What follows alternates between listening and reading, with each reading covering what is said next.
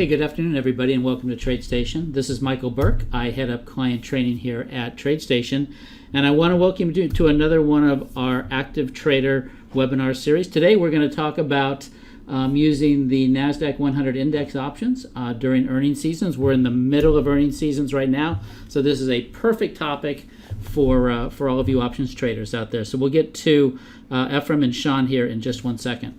Keep in mind that the following presentation is for educational purposes only. All of the symbols and trading ideas discussed by the instructors are for demonstration purposes and are not recommendations. Active trading is not suitable for everyone. Options trading, doubly so. So take a look at the risk disclosure information that I pushed into the chat, and you can find additional disclosure information on the TradeStation website. Our June Masterclass is approaching rapidly. This is a 3-day deep dive into everything TradeStation. If you have an opportunity to come out to San Francisco and join us, it'll be a great event. You'll learn a lot about the TradeStation platform, advanced features. We've got a lot of great guest speakers. So definitely, if this is something that you can fit into your schedule, learn more about it and join us at Masterclass.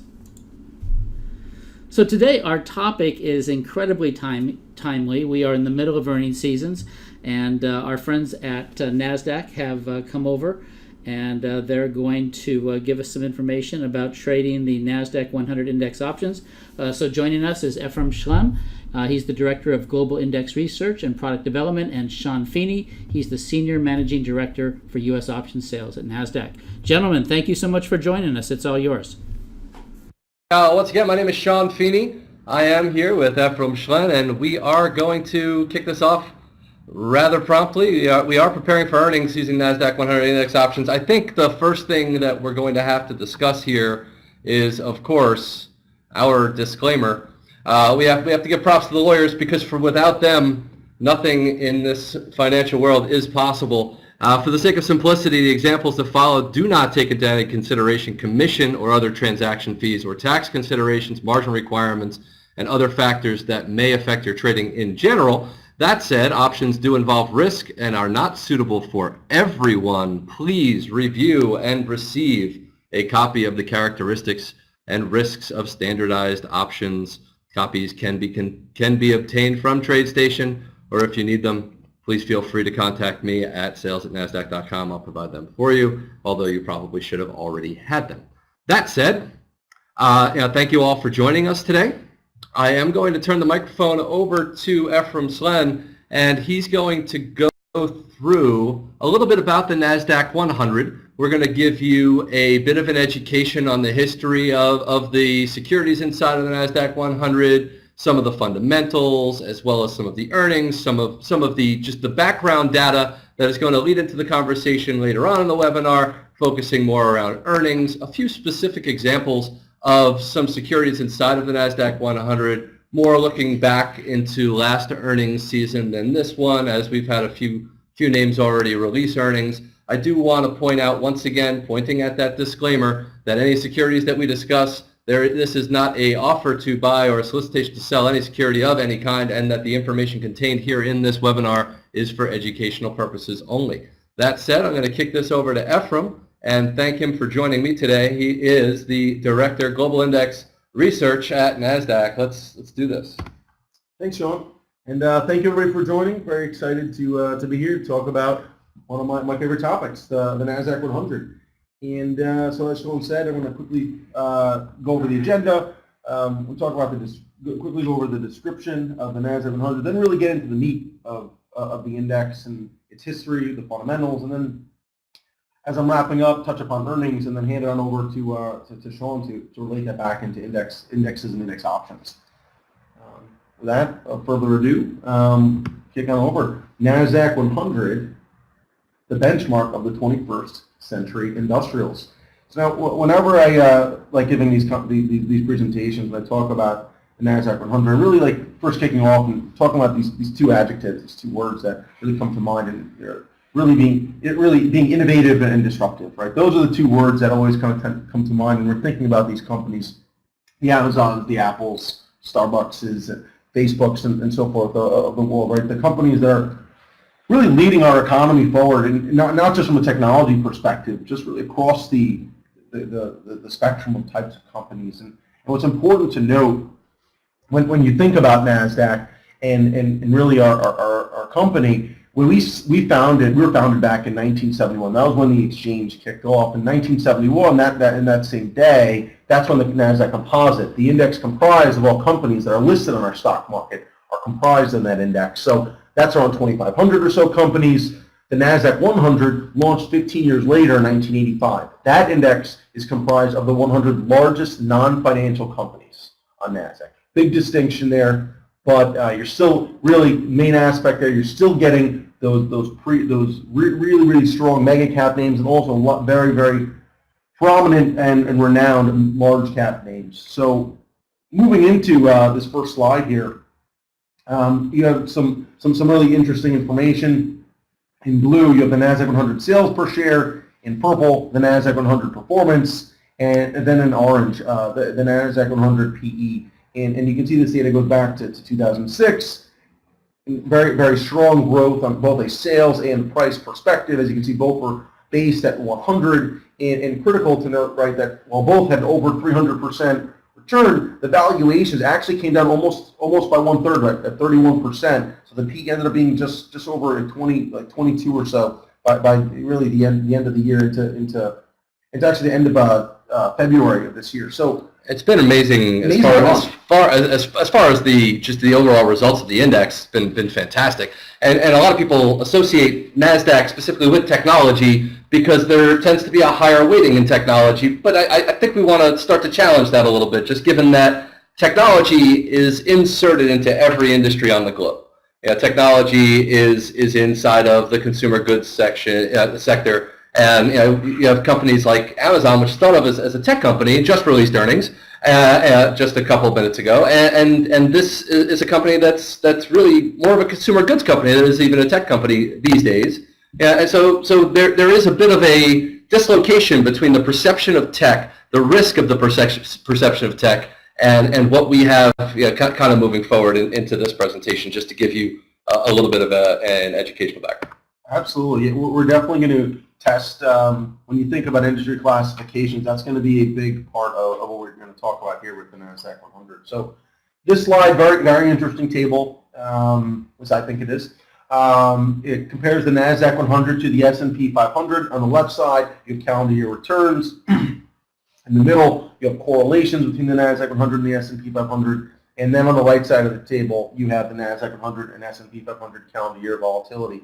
So the biggest takeaway, lots of numbers on this page, outside of year-to-date 2019, biggest takeaway, 9 of the last 10 full years, NASDAQ 100 has outperformed the S&P 500, while at the same time maintaining a very high correlation. Now, it's something that really, really important to note, that correlations are going to be high irrespective of one main thing, right, is that 100 of the 100 names within the NASDAQ 100, most of them are in the S&P 500 today, Absolutely. right? So it makes a lot of sense. That while they might have higher weights in the NASDAQ 100, that higher concentration, it's going to of course drive higher volatility because there are fewer names. But you're absolutely going to have similar directional movements. It makes a lot of sense because Apple and Amazon and Microsoft and Cisco and so forth are in the S&P. It's still a broad-based index, right? So you have 100 names, so you have a good amount of dispersion inside of that broad-based index nature. Absolutely, absolutely. And when you look at the volatility, and we're going to cover volatility a little bit more next two slides after this, but this is really hitting on comparing NASDAQ versus S&P. And it's important to note that almost every year NASDAQ has higher volatility, right? That's a given. We know this. Almost, but not every almost every year, but not every year. Sometimes it's lower, and it occurs on occasion. But one thing to note, and when people think of volatility, they tend to think negative, and that's a misnomer, because volatility is just really directional movements and lots of bouncing around, right? Could be up, could be down. An important thing to know, over the last several years, the NASDAQ 100 has had higher volatility actually on the upside, and that is something when you're hearing what volatility's up. Well, what does that mean for you? What's going on in the markets? Is volatility up a good thing or a bad thing? Well, sometimes it's not good. Sometimes it's fine. Sometimes it's bad. It really is, dealer's choice.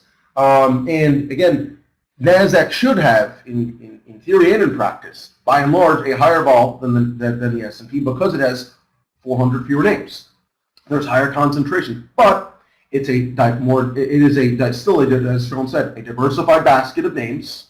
There are some names in the Nasdaq, not in the S&P. So as a result, there's definitely going to be some give. At times, there's going to be lower correlation that can drive lower vol. But that's an important aspect, an important distinction. Just I wanted to kick this volatility conversation off. Yeah, and every time I look at this slide, I just notice that the correlation being in the 90s for the overwhelming most part is really just kind of is right there. I'm always surprised as to how high the correlation is between the Nasdaq and the S&P in general. Absolutely. And so this slide here is on the table we were just talking about and showing realized volatility. This slide here is really touching on the implied, with looking at the SIBO S&P 500 volatility index, the VIX in gray, and the Nasdaq 100 SIBO Nasdaq 100 volatility index in blue. Again, very, very similar story. You can see it on a daily basis back since 2006.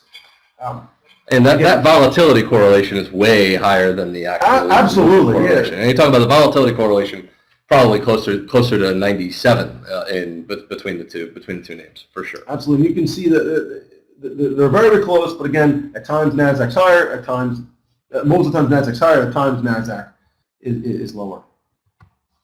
And this next slide, arguably my favorite slide in the whole presentation, has two lines here. So it's the Nasdaq 100 excess return versus the S&P 500. So anytime that the blue line is above zero, that means the Nasdaq 100 on a rolling one-year basis has had a higher return than the S&P. And then in purple, that is the same thing from a volatility perspective. Again, very few times in this past decade plus that the Nasdaq 100 had a lower volatility, but it has occurred. Most of the time, and by that same token, the Nasdaq 100 has a higher rolling one-year return.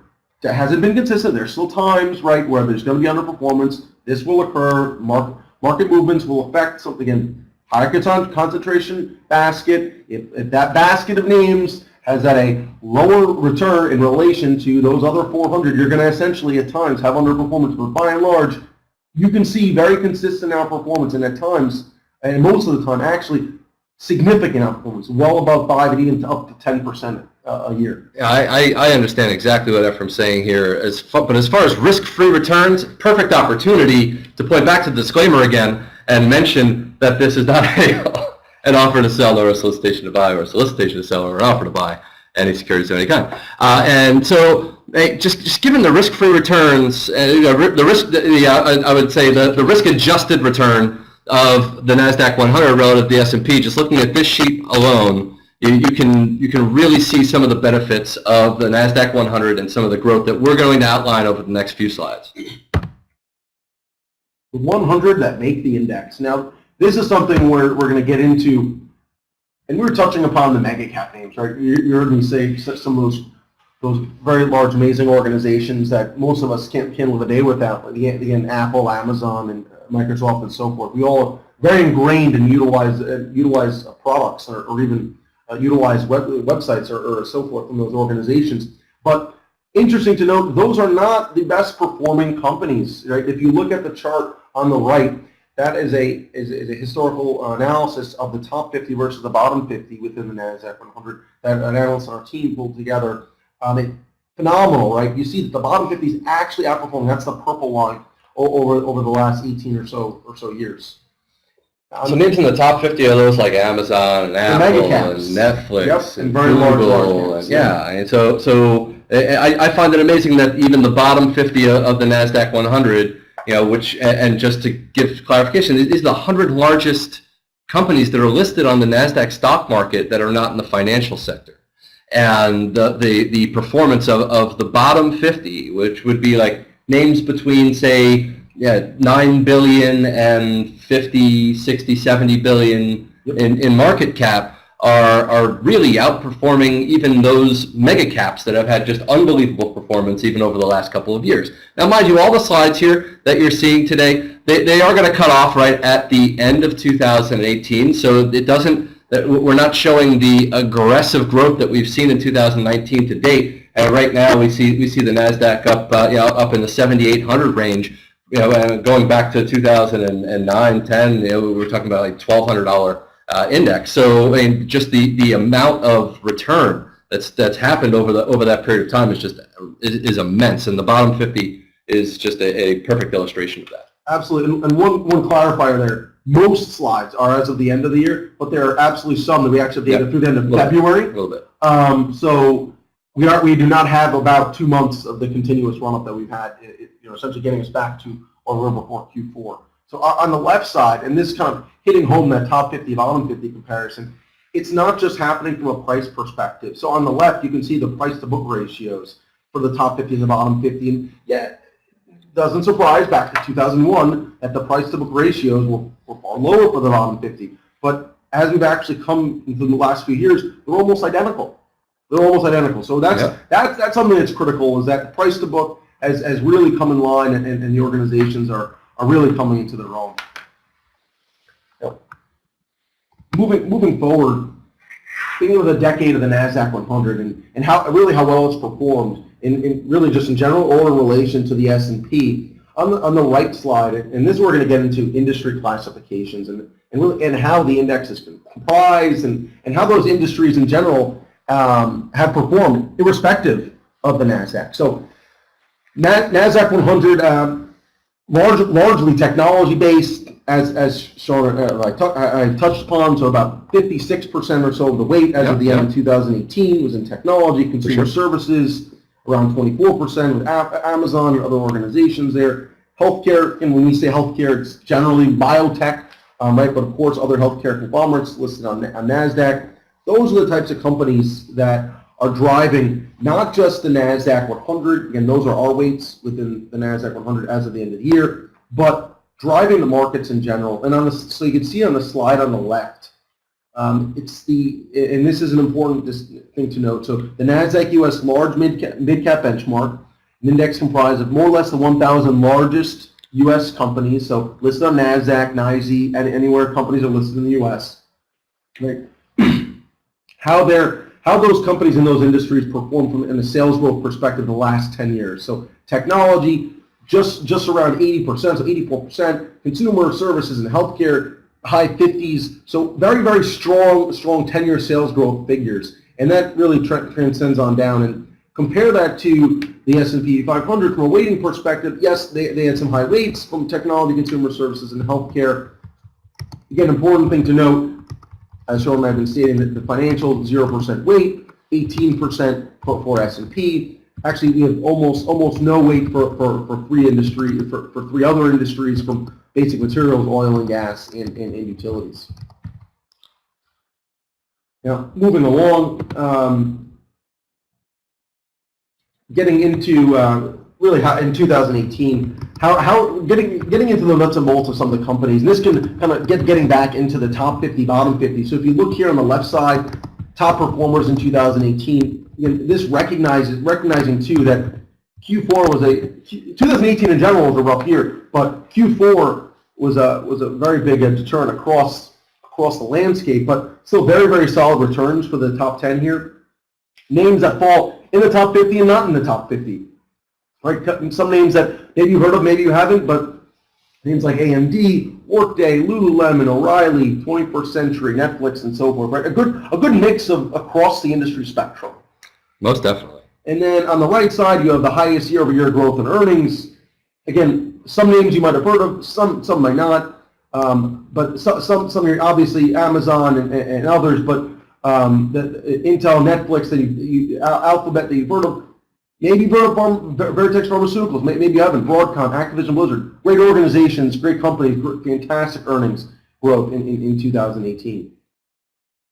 Now, thinking back, and this is a huge misnomer also, when you think about the NASDAQ 100, people historically talk to me that they don't know about the NASDAQ 100. When they think about NASDAQ, the NASDAQ 100 index, they really think about smaller companies that are trying to make it and do an IPO, list a new company, get some money back for shareholders, and that's why they go public, right? Essentially, really push the envelope and get themselves out there for more people to get interest and excitement. And as a result, people think maybe they're smaller companies, right? They're not these large mega cap type companies. But when you look at this chart here and you look at the data and recognize too that the On the right side, it's the S&P 500. On the left, it's the Nasdaq 100. It's important to note that in blue you have average, purple median, and in orange min, that the Nasdaq 100 over the last several years has a higher market cap figures than the S&P 500 across all three. Yeah, these are larger companies than the average makeup of the S&P 500, and the bottom companies inside of the Nasdaq are also far larger than the smaller companies inside of the S&P. So when we're talking about an index, and when we hear things like, oh, the Nasdaq, it's tech, it's so much risk, we can debunk that myth by just pointing to this chart and stating that the average of the securities that are listed inside of the Nasdaq 100 index are actually they have more substance to them than that far more dispersed. Absolutely, they're larger. There's still plenty of dispersion, but a lot of them are actually in the S&P. Yeah. Like that's the other thing too. Like those are the types of things that we're going to try and continue to debunk here over the course of this conversation. Talking about sectors. Yeah. And one thing too that maybe we can highlight, and Sean and I love to do at the beginning. Please send your questions as soon as we get them through. We kind of love to answer questions on the fly. Yes, we might leave some to the end, but by all means, please send them along. We're more than happy and excited to respond accordingly. So Nasdaq 100 by the sectors. Again, we just touched upon the weightings as of the end of 2018. You have them listed here as opposed to the bar chart format. And getting back to the Nasdaq U.S. benchmark, all companies listed across the U.S. That chart, that column all the way to the right in the table, that's looking at what the full year returns were for all of 2018. Again, rough year across industries, but interesting to note that 3 of the top 4 industries from a performance perspective, again, driving the Nasdaq 100, driving our economy. And that's kind of pointing back to one of the title slides that we had, which was the modern age industrials. That's where the companies that are inside of the Nasdaq 100 are the companies that are fueling the technology growth for every industry moving forward, and that that they're largely clients of one another. And we're clients of several of the companies inside of the Nasdaq 100, like Workday, I think things like that, which are just fueling our economy forward, whether they be business to business, business to consumer, or otherwise. And so, and then just looking at the consumer services type industry, you have your Amazons, you have your Starbucks, and but you also have Netflix, which is a consumer service, and we talk about as far as streaming video and where that has come. It's almost become a different industry. Facebook is an advertising and a media company, and social media has become its own industry, right? So when you think about technology is more than just the chip stocks and the hardware of the technology or the software of the technology that fuels the business forward. Although it certainly is that as well. Absolutely. And quickly, we want to make sure that I define on that slide just with those middle two columns are contributed return. Those are the returns for each of the respective industries within the Nasdaq 100. If you were to sum up those weights, some of those return figures rather, I'll give you the weight, the total return rather of the Nasdaq 100 for 2018, and the pure return. That's the actual return of the companies within the Nasdaq 100 across those industries in 2018. Moving forward, sector exposure matters. Absolutely. It does. Absolutely. So these are the global industry, performances from an index perspective. So you can see here, in same story, technology, consumer services, and healthcare driving returns globally over the last decade. So we got 2 questions. We have Sybil asking if the sectors within the Nasdaq 100 can be traded as you can within the S&P. We don't have tradable instruments at this point in the States as to the varying inside of the Nasdaq 100. But we do have a tech-only and X-Tech versions. So those 2 indexes are actually equal-weighted indexes. So there's a Nasdaq 100 Tech. The index ticker is NDXT. And there's the Nasdaq 100 X-Tech, again, also equal weight. And those both have ETFs tracking them as well with our friends at First Trust. And then in clarifying what the benchmark return on the last slide is in terms of full year 18.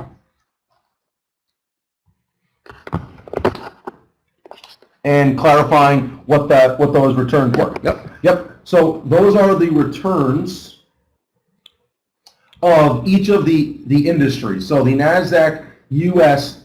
Technology Index. So all companies that are classified as technology that are in our Nasdaq U.S. Technology Index. And that pure return of the names inside the Nasdaq 100, right? And the pure return, so minus 1.95%, those are the so the 56% that make up that made up the Nasdaq 100 technology from a technology perspective, right? Those names, how those companies performed together. Right. So we're looking at Nasdaq versus the whole world, right? In terms of Absolutely the benchmark versus the pure return. And again, since I stated something, I'll make sure that the shout out to the disclaimer. First Trust has ETFs that track Nasdaq indexes. Please consult your financial advisor. This is meant for educational purposes. I want to make sure that if there are any questions, please consult accordingly. We do love our legal team. We do love our legal and our lawyers, without question. So sector exposure matters, and that bleeds right into technology or financials. We always like to pinpoint this. It's not just U.S. It's not just U.S. Right? Outside, technology is vastly outperforming financials as well. And the Nasdaq 100 it does not have financials associated with it, right? So it's the top 100 securities by market cap listed on the Nasdaq equities market that are not financials. So just looking at the performance of the financials relative to technology, and the two techs are on the top, the two financials there on the bottom, both globally and in the States. Absolutely. Thank you, Sean. And as we kick off into the fundamentals, like rounding it out, the performance aspect with looking at industries and from a dividend perspective, and really, so this is showing cumulative growth back to 2008. When people think technology, or at least historically, they never even think that those are companies that are really R&D. They're really cash cows. They're hoarding that. They're not paying it out. And that's really not true today. Yep. That's really not true today. So technologies, and we've been making this chart for the past several years, probably 5 to 7 years, probably close to 7 years at this point. Technology's grown dividends over 240% as of right now, but they've been number one for the last 7 years or so that we've been making this chart. And healthcare and consumer services, by and large, at least one of the two have been towards the top. Right now, healthcare is number 2, consumer services dropped down to number 8. But again, story's still there. Technology names paying out dividends. Yep. Let's get into the fundamentals. Really in the weeds here. There's some great bullets on the next. Mark asked if there are any REITs inside of the Nasdaq 100. There are not. REITs are classified as financials within the industry classification benchmark. That's the industry classification that we use as part of the Nasdaq 100 index methodology. Mark is very sad. And I'm sorry to hear that, Mark, but not a problem. Happy to answer your question. The third bullet on here is really one I want to pinpoint on from a fundamental perspective. There's some great information again in this whole slide. That's one I really hone in on. Since 2003, the Nasdaq 100 has had a compound annual growth rate of being up 20% in earnings, 12% in revenues, 25% in dividend value, and at the same time contracting PE at 11%. Again, important to note that lots of growth is happening. But it's not at a price perspective, it's across the spectrum. More and more money is coming in from a sales perspective, more and more money is coming in from a company bottom line perspective. It's also getting paid out at the same time PE is actually contracting.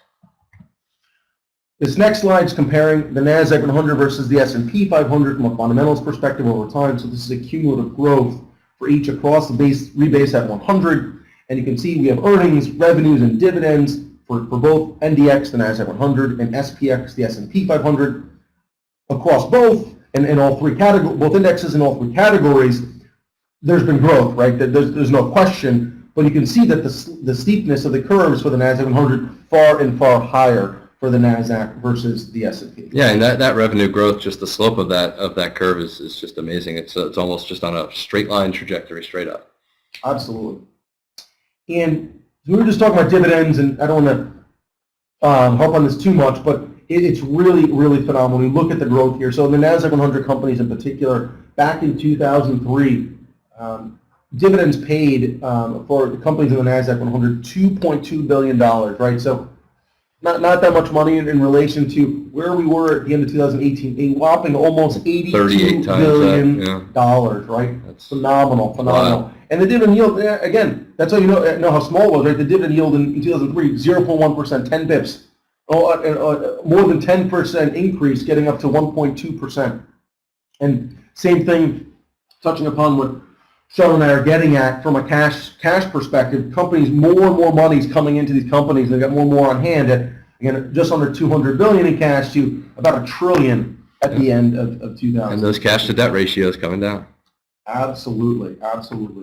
Now, moving forward, looking at revenues, and this story is going to be consistent. I'm sure you guys are getting this vibe. Nasdaq and 100's awesome. Fundamentals are going through the roof, but you just got to hear some of the numbers. It helps. Oh, it's like we work for Nasdaq or something, right? But it's like that said, we're just giving you the unskewed facts as they appear in real time. Absolutely. These are the data points, and it's just phenomenal to see the numbers. So revenues of $400 billion in 2003 to just under $2.5 trillion in 2018. S&P, of course, had great growth too at about $6 trillion to just under 12. Again, still phenomenal growth, but not nearly the same capacity. So how often do we adjust this index? The Nasdaq 100, it's evaluated annually, once a year in December. Of course, if a company, again, the methodology is available on our website. If you do have questions, please reach out to sales@nasdaq.com with questions, and we'll be sure to get back to you. But we can send you the index methodology. You can go to our index website at indexes.nasdaqomx.com and look for the Nasdaq 100 index page. The methodology link there has tons of information. But again, once a year annual evaluation. At times, the security may or may not come out from corporate actions and the like. And at that time, those are the only times that a company would go in outside. And Victor, the Nasdaq 100 is certainly the QQQ in terms of that's the ETF that tracks the Nasdaq 100. We're going to talk about that just a little bit. Absolutely. And so these next few slides are new this year.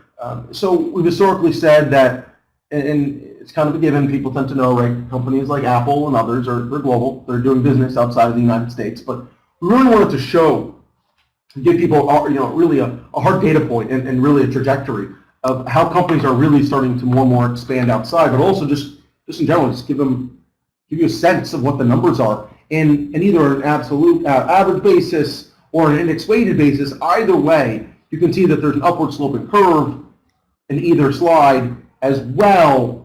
That just phenomenal, right? Oh, just under 50%, 46% on an index-weighted basis as of the end of 2018. R&D. Bob, we're certainly going to get to options in just a little bit, and we'll be explaining the NQ in a little bit of a way. And just a couple more slides, and then we're going to get right into it. So, research and development. Again, what are companies doing with their money? And research and development is a very big proponent of that, and it's really interesting. So back comparing in 2018, the S&P to the Nasdaq at 3.4 billion to almost more than double that at 7.2. Right. So phenomenal money is getting reinvested, and really, what does that mean for you in respect to sales? And what are you getting out of it? Well, almost double. Again, 5.6% for the S&P and 10.8% for the Nasdaq 100. And wrapping things up with earnings, right? Just like we're the topic of the second half of today's presentation. Can't hit home without this. So showing the earnings of the Nasdaq 100. So just under $16 billion in 2003 to just under $300 billion in 2018. Again, massive growth across the spectrum from a fundamentals perspective. And with that, over to Sean to talk about index options. All right, so we're going to get into index options, and Bob, apologies for the delay. So let's get started. We're going to start to talk about some of the ways that you can access the Nasdaq 100 as far as product is concerned. And we did discuss a little bit earlier as far as Victor, as the ETF that's related to the Qs. The index related to the Qs is the ETF. The ETF of the Nasdaq 100. QQQ. Invesco is a great partner of ours. And we have other partners around the globe in over 20 countries in tradable instruments that are related to the Nasdaq 100, including some structured products and UCITS and other various securities across the globe. Inside the U.S., we're looking at the Nasdaq 100 Index Options, NDX. NDX is a high notional value product It is $7,800 in notional value. So, the options that are associated with the NDX, they may or may not be suitable for your portfolio, pointing back to the disclaimer for sure. They are traded on a few of the Nasdaq exchanges, and we have settlement options as far as the third Friday serial expiry in the AM, as well as PM weekly settlements for all, with the exception of the third Friday, and we have Wednesday settlement in order to take care and be able to effectuate any of the positions that you're looking to, especially into earnings season. So now, because of the larger notional value of the NDX, we created last year in July the NQX, which is a 1/5 notional value of the Nasdaq 100. It's the Nasdaq 100 Reduced Value Index. It does trade under the symbol NQX, and we have monthly and weekly all PM settled options. So going into some of the benefits of using NDX options for portfolio hedging, we can talk about some of the benefits of index options in general. One of them being cash settlement.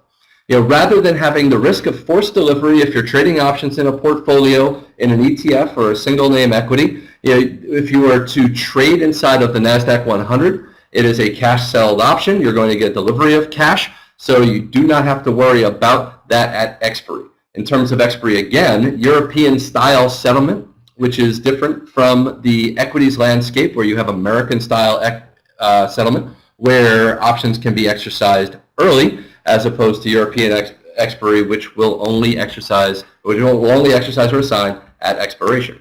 Easy profit and loss calculations, one index point equals $100 for both the NDX and the NQX. And there are some tax advantages that are involved inside of trading index options. I will caveat this, again point back to the disclaimer and let you know I am not a tax professional in any way, shape, or form, but IRS tax code 1256 states that capital gains are going to be taxed at 60% long-term and 40% short-term, regardless of holding period. And so there are some benefits to trading index options over ETF or single name options. So as far as the earnings calendar and the names that are coming up in the Nasdaq 100, some of these have already passed. So Pepsi had earnings. We had Amazon just before today, which had earnings. Facebook crushed earnings yesterday. Was up significantly. Yes, and so this is a little bit of the calendar here. We had about 17, 18 names or so of the earnings calendar of the Nasdaq 100. Does TradeStation charge more for settlement versus selling prior to expiration? I cannot answer that question, unfortunately. I would have to defer to the TradeStation team on that one. TQQQ, that would be the Nasdaq 100 leverage 2x product. And is it safe? I'm not going to make any recommendations as to leverage products, but I would refer you to be able to refer you to the disclaimer. I'm not going to recommend and let you know whether or not anything is safe, but I will let you know that leverage products, you will need to understand exactly how they work if you're looking to invest and or trade those products. And that ETF is plus 3x of the Nasdaq 100. The T-triple. QLD is the plus 2. Right, and then the S is the short, right?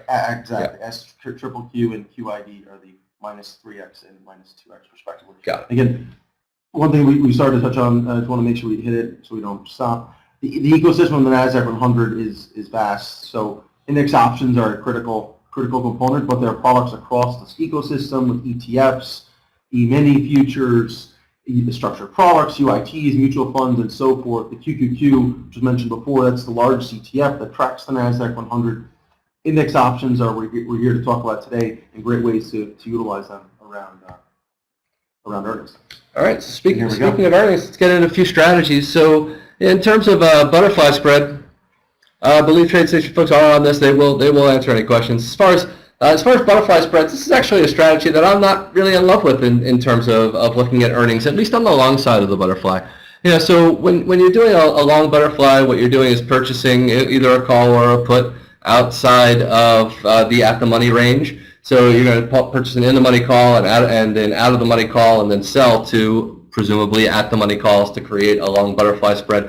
The problem that I see with this into earnings is that you're really kind of doing a stock picking, a strike picking and strike targeting scenario, unless you're widening out your risk profile and widening out the strikes, and then of course then this defined risk trades becomes a bit more of a risk on trade. So when it comes down to earnings season, where you have a one-time news event and you have names that are going to individually move significantly based on these one-time news events that are happening quarterly, so multiple one-time news events, and the index itself, maybe butterflies might not be the best. A short butterfly would be taking the opposite side of that, where you're selling the wings and you're buying the meat. So you're buying the at the money and you're selling those individual wings. And certainly you could use both calls and puts to create some sort of an iron butterfly. And to speak to Mark's comment right here in the chat room, next is the iron condor. Iron condor personally is my favorite strategy to trade around earnings. I can create and structure these iron condors with to limit or eliminate one side of the risk equation. I can use a variance of multiple strikes, specifically more so at least for me on the short side where I'm collecting premium. And certainly you can turn this and flip it on its head and take the long side. Now an iron condor simply is the purchase and or the sale of a put spread and a call spread in the same month and the same expiry. And those put spreads typically on the iron condor side, you can skew them, you can create some strike differentials, and the credits that you could potentially receive could limit your risk profile or even eliminate it to one side if you have some sort of a directional axe. So kind of looking, you can't really talk about earnings at the same time without talking about calendar spreads. And we can get into volatility and what volatility means to the skew profile. We talked a little bit about vol before and how volatility was presumably always looked at as a downside scenario and increases in volatility. And if you look at a volatility curve in any individual security, that typically has some sort of a long component to it. Naturally, short components might have the opposite skew profile. You see the volatility increases on the downside, and it decreases towards the at the money and then through the upside. So as far as calendar spreads, you can certainly look to, and Mark is telling me that we can't do those in TradeStation, so I do apologize. I'll move through it. As far as the calendars and the diagonals, we'll start talking about some of the earnings that happened over in Q1. So there are some other strategies that you can employ that I don't have slides on. As far as if you have a directional axe, and if you're trading in a more speculative manner, trading more actively, which I believe that this class is intended for. More of the active traders, buying call spreads and buying put spreads and doing ratio spreads, and being able to put on positions that you feel are effective, and looking into earnings. And naturally, when we talk about the volatility profile, as we approach the earnings cycle, the volatility in the front months or the front weeks or the front expiries is going to increase significantly. When you have a volatility profile and you're looking to calculate what the expected move in an underlying is, the math tends to get fairly easy as you get closer to that earnings date into the next expiry cycle. And you can look at the percentage of the straddle or the strangle, which are two strategies that we didn't talk about here today, and then you can look at it and be able to set it up nicely. So, and looking back to Amazon, just going back and just kind of talking about what we're doing with translating some of the individual securities into the Nasdaq, is Amazon tends to have a high correlation to the Nasdaq. So when they have an earnings release, this is an example where it might not necessarily be overly correlative to what the Nasdaq 100 is doing. So if you are trading in Amazon, there could be a potential portfolio hedge in the Nasdaq 100 index. So for highly liquid instruments like Amazon, why not trade options on itself rather than the NDX?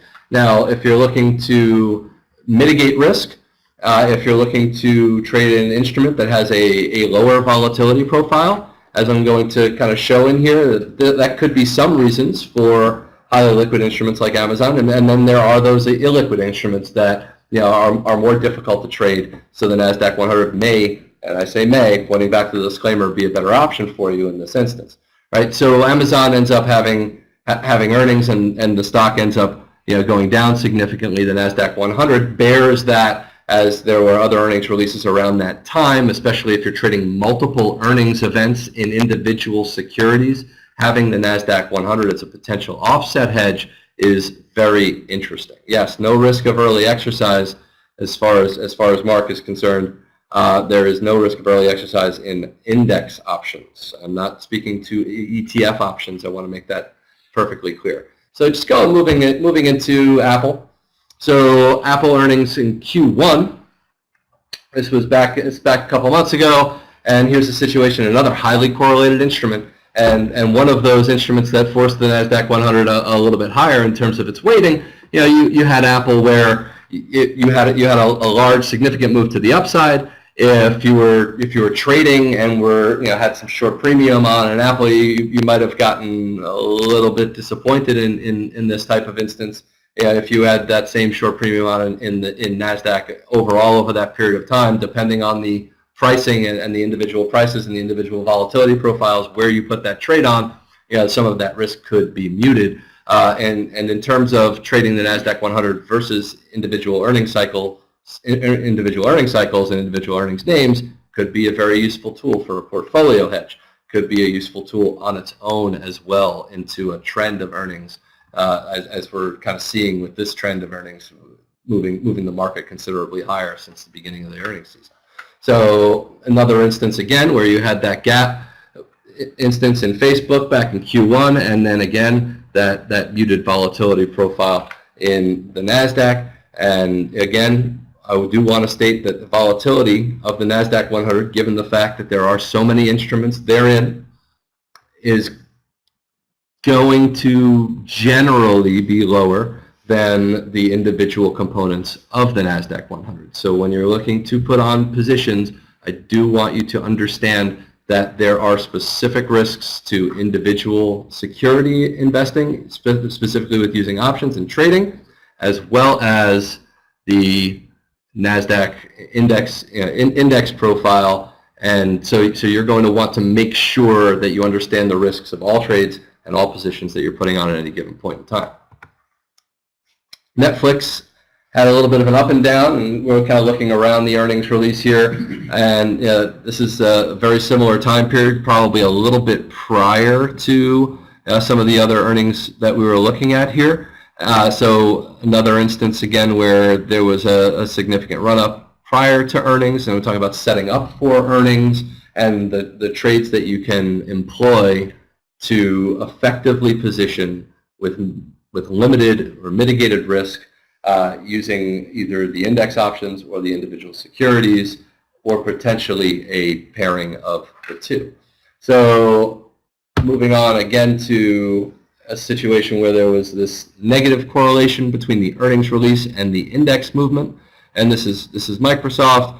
Initially, the stock moved quite a bit lower and then rebounded. So I think the point here that I want to impress is that as you move into earnings season, there is significant risk in the individual securities. There's also risk in the underlying index. However, you can utilize the options inside of the index to offset some of the risks in some of the individual single name equities, and you can utilize strategies and or offsetting strategies in the index options with potentially favorable tax treatment if profitable, with no risk of early exercise, with cash settlement option, and not being a ETF or a stock security into your position, which could benefit, if used properly and if used correctly, your potential margin overall. Now, naturally, each individual trade is going to eat at buying power. So please be mindful of your buying power. Please be mindful of your margin. Please be mindful of the overall risks. And by when I say overall risks, as far as defined risk strategies or undefined risk strategies, but between all of the positions that you're establishing going into an earnings season. At this point, I'd love to continue to open it up for questions if anybody has anything. And if you'd like to talk about additional strategies, we can certainly do that. And I'll leave the chat open for a minute or two before we end.